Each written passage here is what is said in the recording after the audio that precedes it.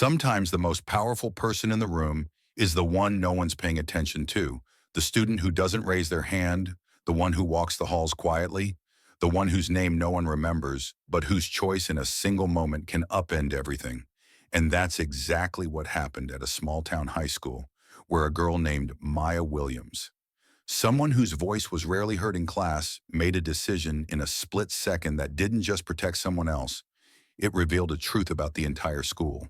And if you've ever walked past injustice thinking it wasn't your fight or that someone else would handle it, this story is for you because it reminds us that silence is its own kind of statement and action.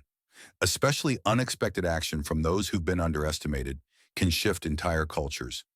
It all started in a cafeteria that had grown numb to certain patterns.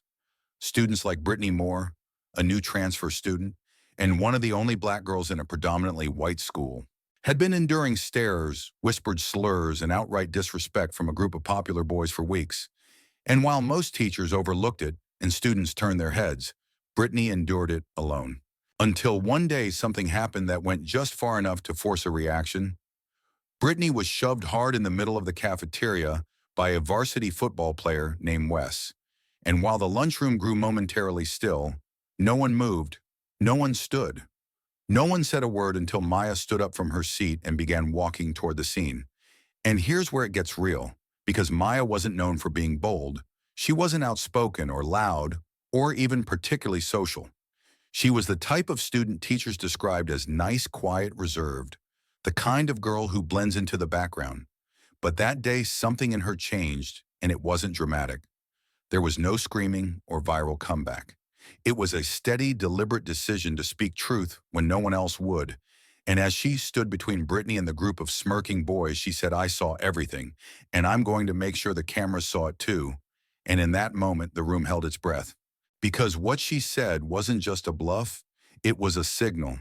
And Wes, the boy who had pushed Brittany, the same boy who had never faced consequences, suddenly looked unsure. And before anyone could respond, Coach Redmond entered the cafeteria and assessed the scene with a practiced eye. And what happened next wasn't justice in the traditional sense, but it was a beginning. Coach told the boys they were benched until further notice, pending an investigation. And just like that, the social hierarchy cracked because someone who wasn't supposed to have power used their voice and changed the story. And what followed was a ripple. Maya was called to the principal's office. Brittany thanked her with quiet disbelief, and the students who had watched it unfold didn't forget it. And here's where we dig deeper, because this story isn't about a single heroic act. It's about what happens when people decide to stop being complicit through silence. Because let's be honest, we've all witnessed something that made us uncomfortable and told ourselves it wasn't our business. Maybe it was a sexist joke, maybe a racist comment, maybe bullying in the hallway, and we told ourselves that saying something would make it worse, or that we didn't have the right words, or that someone else would do it. And in doing so, we chose comfort over courage. And that's understandable, but stories like Maya's show us what it looks like to choose differently, even when it's scary, even when you don't have a script, because what Maya did that day wasn't about becoming a savior. It was about refusing to be another bystander. And that choice is always available. And as for Brittany, the impact of that moment ran deeper than anyone knew, because what Maya had given her wasn't protection, it was recognition. And that's what every marginalized student needs: not to be rescued, but to be seen, to be heard, to know that they aren't invisible, and that someone is willing to stand beside them, not in front of them. And the real-life parallel here is powerful, because across schools in the U.S., students of color face disproportionate levels of discipline, microaggressions, and social isolation. And studies show that when white students speak out against racial injustice, especially in settings where they hold social capital, the impact is multiplied, not because their voices matter more, but because the power structure listens differently. And that's a hard truth, but one worth confronting. Because allyship isn't about centering yourself. It's about using your position to shift attention toward justice. And Maya's story models that not through speeches or grandstanding, but through action and consistency. And in the weeks that followed, she didn't become popular or widely celebrated. In fact, she faced backlash. Some students mocked her, others accused her of stirring up drama. But she kept showing up. She sat with Brittany in the lunchroom, not to prove a point, but because she wanted to, and that decision began to shift things again, not dramatically but quietly, as other students noticed and began to sit nearby. And when a graffiti message appeared on Maya's locker calling her a traitor, she wiped it off without reporting it and simply returned to class. And that kind of resilience matters because being an ally isn't about what you say, once it's about how you live. And this is where we'll pause before continuing, because the next part of this story isn't about the push, it's about the pushback and how Maya responded with courage and clarity when the system itself tried to scare her back into silence. In the days that followed the cafeteria incident, Maya's world didn't explode into applause or validation. Instead, what met her was the uneasy silence of classmates who didn't know how to react, and the cold shoulders of others who did and didn't approve. But Maya didn't flinch because her act of courage wasn't done for recognition. It was done out of conviction, and that kind of action is harder to sustain when you realize how lonely it can be to do the right thing. And yet something had changed, even if it wasn't loud, because Brittany now had someone sitting next to her. And that one seat made a difference in a lunchroom where before she sat alone. And even though Maya still said very little, her presence said everything. And soon the two began to develop a rhythm. They didn't talk constantly, but when they did, it was honest. Sometimes they just sat in companionable silence, sharing notes or trading books. And that kind of slow-building trust was unfamiliar to both of them, but welcome. And while their bond grew, so did the resistance. Maya found graffiti on her locker again. But this time it wasn't just words. It was a message meant to isolate, calling her names associated with betrayal and weakness. When she walked into class later that day, some students laughed, pointed, whispered, and she felt the familiar pull to shrink, to disappear. But instead, she opened her notebook and took notes, and that quiet defiance mattered. And this brings us to a real-world reality that needs acknowledgement. Because many students who step up to challenge racism or bullying, especially those who benefit from existing privilege, often find themselves ostracized, not praised. And that's part of why so few do it, because the reward isn't immediate. The consequences are. And yet, when those consequences are faced with resilience, it sends a signal not just to the oppressors, but to the silent majority that change is not only possible, it's already happening. And Brittany understood this better than anyone. She had been surviving on her own for weeks. And now, with Maya beside her, she found herself starting to believe that maybe she didn't have to fight alone. And that shift is monumental because for so many marginalized students, survival becomes so normalized that the idea of support feels foreign, and Brittany had been taught to keep her guard up. And yet Maya's steady presence wore down that guard, not with grand gestures, but with constancy. And one day as they were walking out of school, Brittany reached into her backpack and handed Maya a small bracelet. Her mother had made a simple woven design with their initials, and Maya blinked, confused and touched. And Brittany just said, "She wanted you to have it." And that small exchange meant everything because it was a gesture of gratitude from someone who didn't hand out trust lightly. And the truth is, allyship is a two-way street. It's not just about giving, it's also about receiving, learning, listening, growing. And Maya was doing all of that, not perfectly, but intentionally, and their bond didn't go unnoticed. Some teachers began to ask more thoughtful questions in class. Some students began to shift how they interacted. Even though not everyone was supportive, there was a change in the air.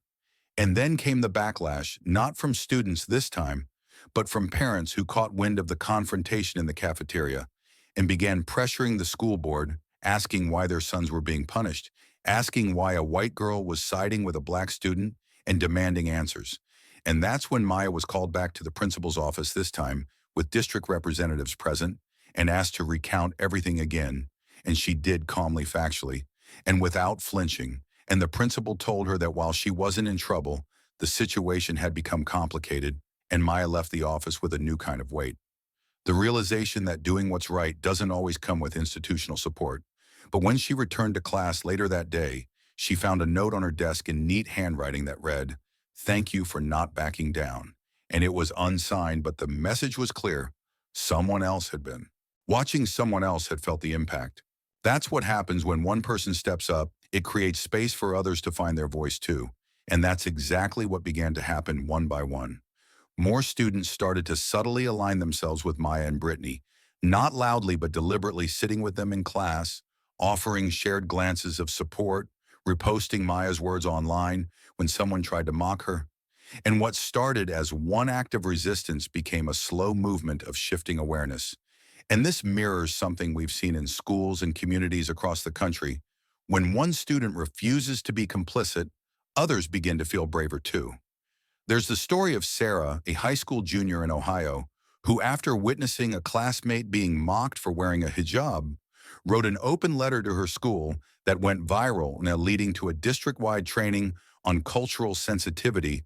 Or the story of Marcus in Arizona, a quiet sophomore who filmed a classmate being taunted and turned the video into a PSA that was shown in every classroom. These aren't celebrities or activists.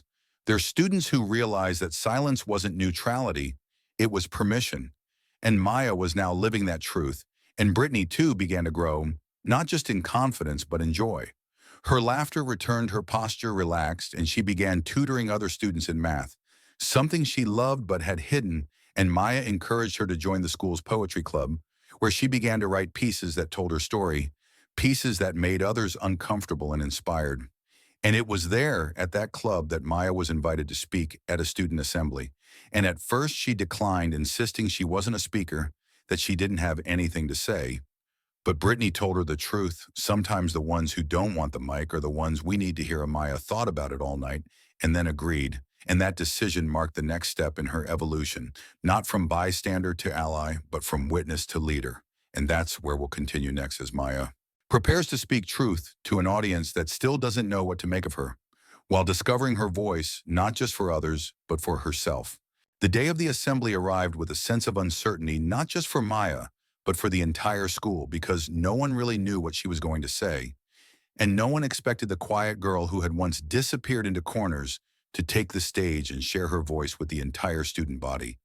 And even Maya herself still wasn't sure how she would find the words until she stood behind the podium, looked out into the crowd, and saw Brittany seated in the front row, wearing the bracelet her mother had made and giving her a single nod that said, "You don't have to be perfect, just be real." And so Maya took a breath and began, not with a script or statistics or even a speech, but with a story she told them about the day in the cafeteria. Not just what happened, but what it felt like. The silence, the way everyone looked away, the pressure she felt in her chest and the fear that almost kept her seated. And then she told them what made her stand up anyway, that she looked at Brittany and saw someone who wasn't asking for help, but who deserved not to be alone. And she said, "I'm not here because I'm brave. I'm here because I was tired of being quiet," and the room was silent. Not with apathy, but with listening, real listening, the kind that comes when people hear themselves in someone else's truth.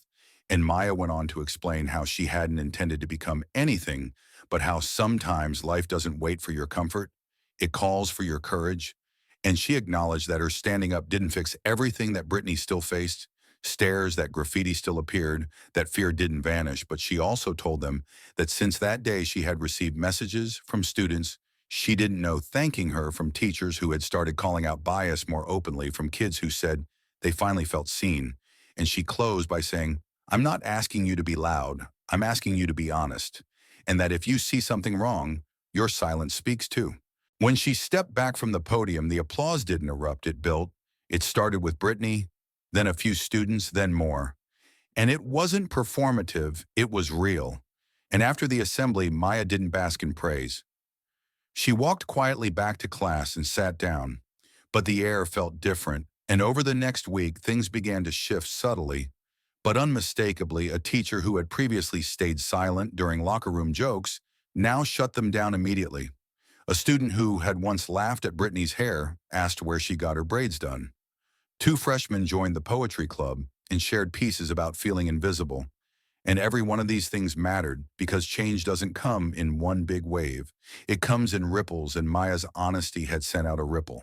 And this isn't just fiction. It mirrors real-world moments, like when a student in Texas named Aaliyah stood up at her school board meeting and told the truth about what it meant to be Black in a district that celebrated whiteness. Her words were quoted across the country, but what mattered most was that other students in her school said they no longer felt alone. Or the story of Owen, a shy white freshman who filmed himself confronting older boys, for bullying a disabled peer. The video went viral, but what mattered more was that the boy being bullied said it was the first time someone had defended him, and these moments echo Maya's not because of fame, but because of effect. And as Maya and Brittany continued to show up together, they became more than symbols. They became collaborators. They helped organize a mentorship program, pairing upperclassmen with younger students, especially those new to the school or marginalized. They held after-school listening circles where anyone could come and speak without judgment, and sometimes the room was empty, and sometimes it was full, and either way they stayed. And in one of those sessions, a student named Alina came for the first time and shared through tears that she had almost switched schools because of the way people treated her for wearing a hijab. And when she finished speaking, Brittany simply reached over and took her hand, and Maya said, "You're not alone here."